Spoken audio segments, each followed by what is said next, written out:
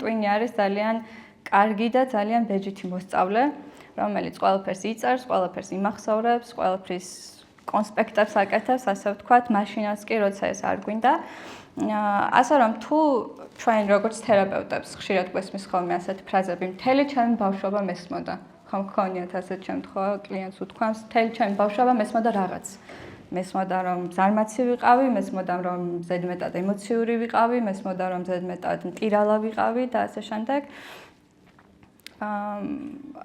აი ეს მთელი ჩემი ბავშვობა მესმოდა, არ არის ერთი მომენტი, ხო? ესე იგი, მართლა ეს არის 1000 ჯერ გაგონილი და 1000 ჯერ განმტკიცებული რაღაცა სიტყვა, რომელიც ამ ადამიანს მიეწოდა და შემდეგ გაიზარდა რაღაცა რწმენით საკუთარ თავთან დაკავშირებით, ხო? მაგალითად, თუ ეს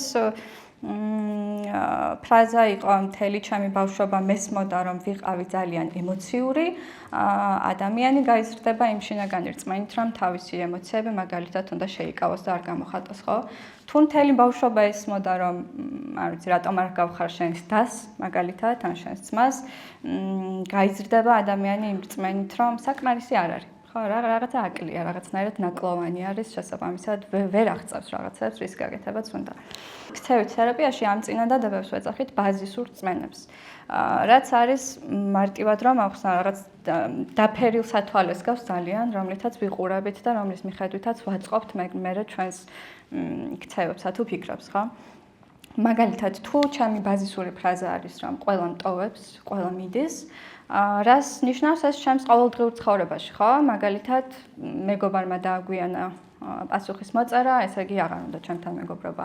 ან შეყვარებულს რაღაც ცალკე სივრცე სჭირდება, ესე იგი დაშორება უნდა ჩემთან. ან უცნობი ქალი დავინახე, რომელსაც წარბები აქვს შეკრული, რაღაც კატასტროფის მოლოდინში ვარ, ხო? ამ დროს, რასაც არ ვითვალისწინებთ, ხოლმე არის ის, რომ ეს არ არის აუცილებლად სიმართლე, არამედ არის რაღაც სქემა, რაღაც ლინზა, რომლითაც ვიყურებით და რომლითაც აღვიქვამთ სამყაროს. ასე რომ, თერაპიაში ყველაზე მნიშვნელოვანი მომენტი ხშირად, განა ამ ინსაიტის ამოცნობაა ამ შინაგანი წინადადებების, რომლებიც ჩვენთვის ძალიან დისფუნქციურია. არამედ მათი ხმამაღლა თქმა არის. ან როცა ხმამაღლა ვიტყვით, რომ ხო, მე ამისი მჯერა და აი ამისი მწამს. მე შეიძლება წლები, 10 წელი, 20 წელი ვფიქრობდე, რომ სიყვარულის ღირსი არ ვარ, მაგრამ როგორც კი ხმამაღლა ვიტყვი ამას, რომ გონი არ ვიმსახურებ სიყვარულს, უცებ რაღაც ახალი ხდება, ხო, რაღაც ხელშესახები ხდება, რაზეც უკვე მუშაობა შეგვიძლია. იმიტომ რომ უცებ უეცრად აღმოვაჩინე რაღაც სცენარი, რომლითაც თურმე თამაშდება მთელი ჩემი ცხოვრება, ისე რომ შეიძლება ეს საერთოდ არ მცოდნოდა.